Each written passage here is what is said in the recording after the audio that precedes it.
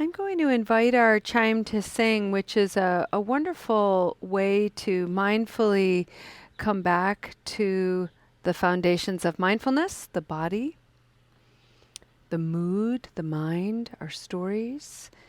And so let's just take a moment to listen to the chime and arrive fully to this practice.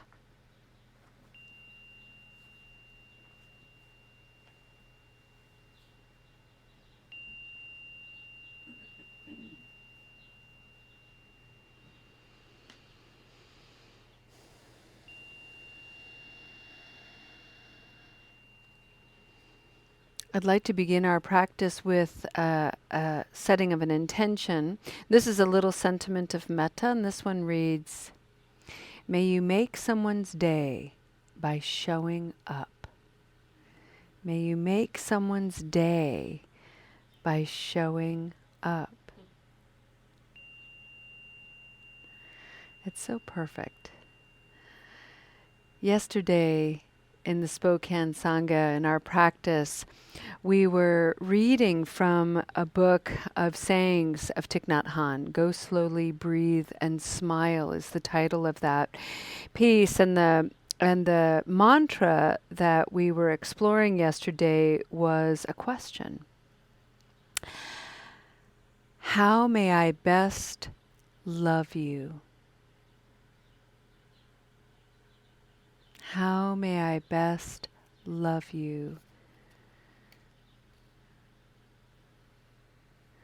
And perhaps what we can do with our sentiment of metta today is allow the someone that we are showing up to it to be ourselves. May I make my own day by showing up.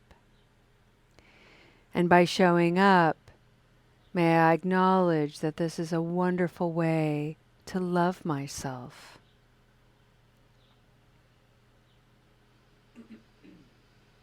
Let's just settle in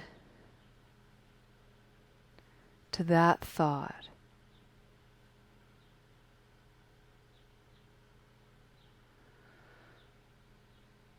I'm going to show up to myself today and for myself today. And by doing so, I acknowledge this as an act of love.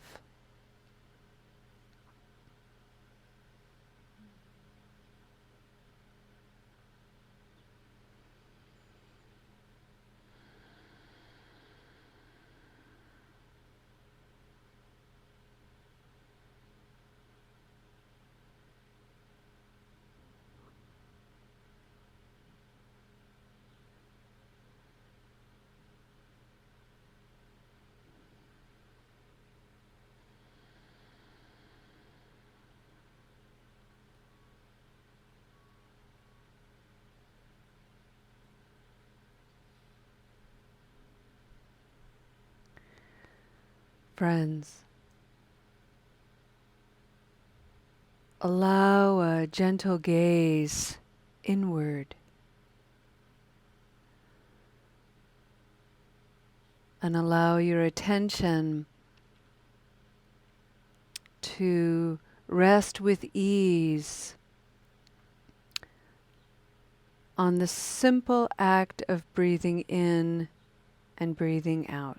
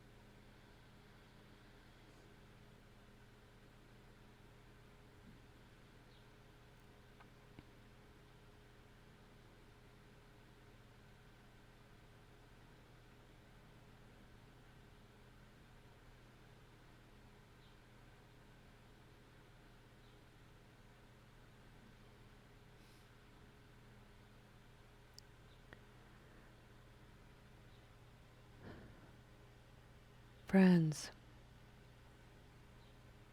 for the month of July in the Spokane Sangha, we have been exploring a theme called What's All That Noise? And it refers to the incessant chattering of the mind stream, its capacity to race, its incessant ability to worry and be anxious to future trip or to cling to the past. And this mind stream chatter has origins. It has very old roots, which is why we began this conversation by looking at our childhood. The experiences we had, the stories we adopted and believed without having the skill or the coping strategies or the capacity to question anything.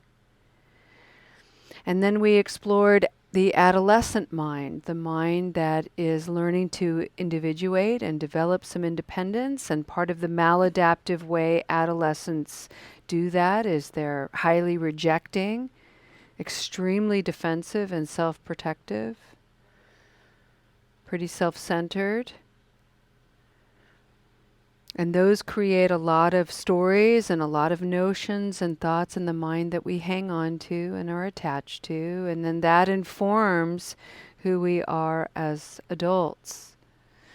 And so we're coming to the end of this month looking at this from a perspective of what is yet to come as we age. And as we get older and we are approaching the end of our lives, the decline of health in the body, the awareness that we can no longer do what we were able to do as a younger person. As we age, there's an increased propensity to be sick and have less immune fighting power in the body.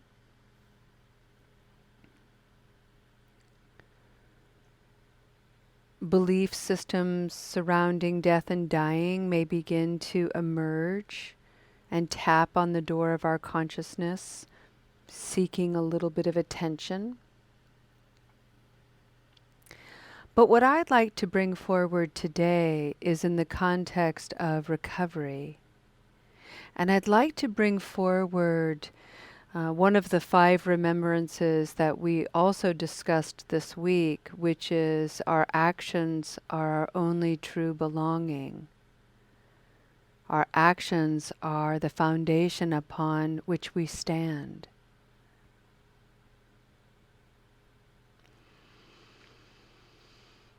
And there are many people on the journey of recovery who, while under the influence of various neurotoxins, engage in actions that are highly regrettable.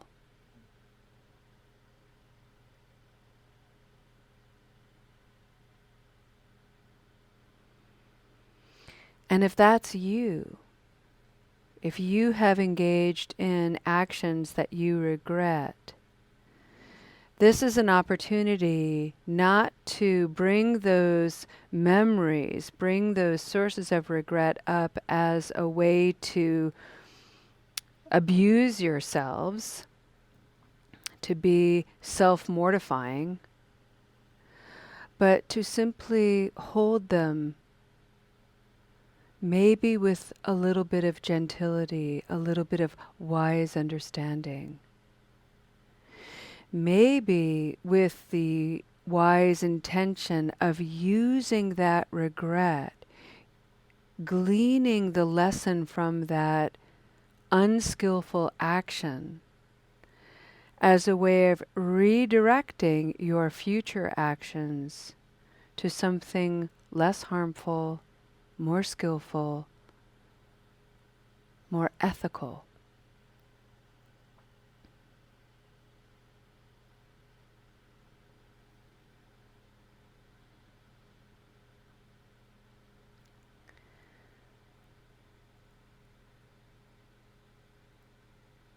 It all sounds so easy.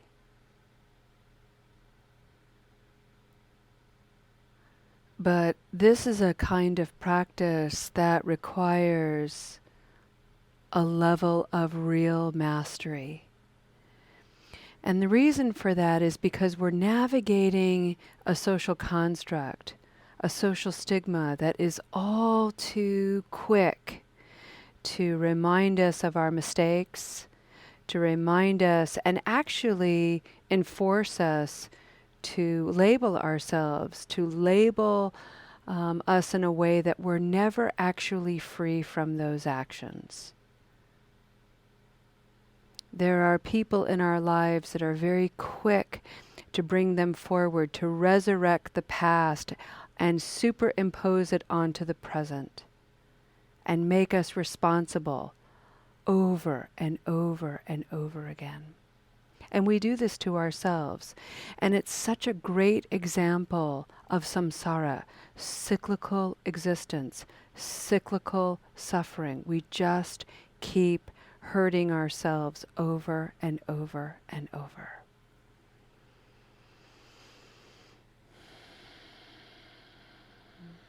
We may not be harming others with our actions, but we're really good in the privacy of our minds of harming ourselves.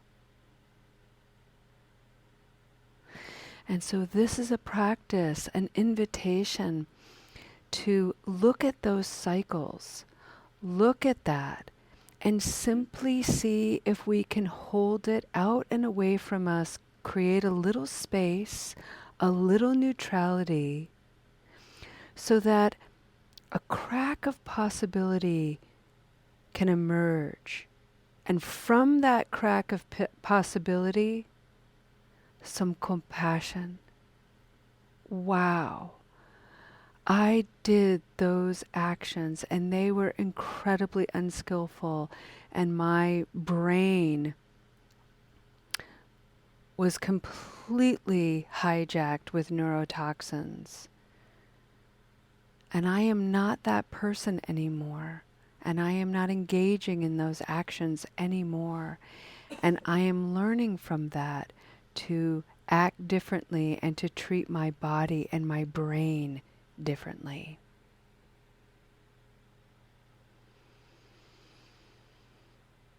It's not a way of saying, yeah, that happened and it's no big deal. It's simply a way of working with what happened so that I don't keep turning that inward and creating an inner landscape of violence.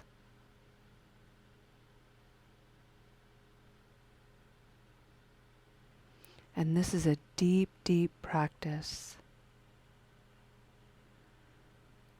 And it is something that we can continue to examine for the whole of our lives. And the reason why we may want to is so that when we come to the end of our lives, we can leave this body free, forgiven, truly at peace.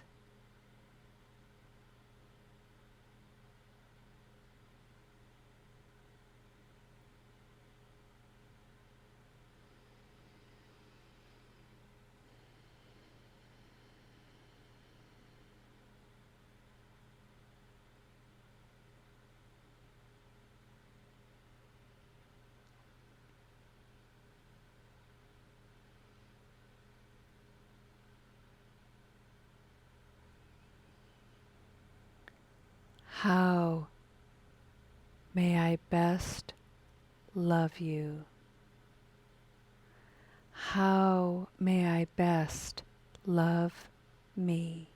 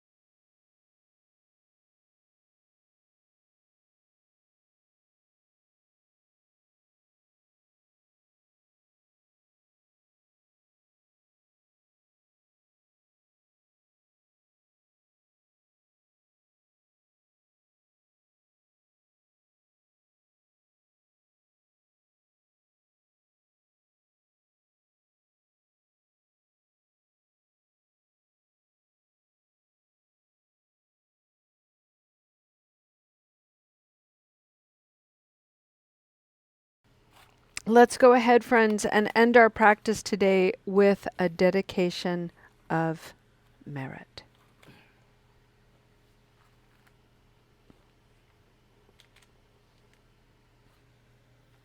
I just invite you to find a posture in the body that feels noble.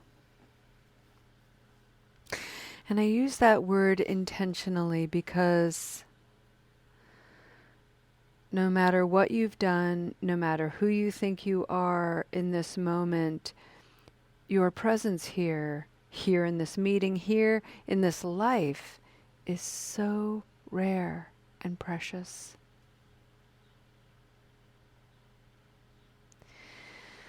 May you take the merit from this practice, from the beauty that we have generated by coming together as a community with the intention and the devotion to practice, to really understand ourselves enough to reduce violence and aggression, to open up to the possibility of compassion and forgiveness. May you take all of that in, and may it settle into a presence that feels grounded and radiates peace and light. I want to thank you for your beautiful, beautiful practice. Go into your day filled with joy and peace. Namaste.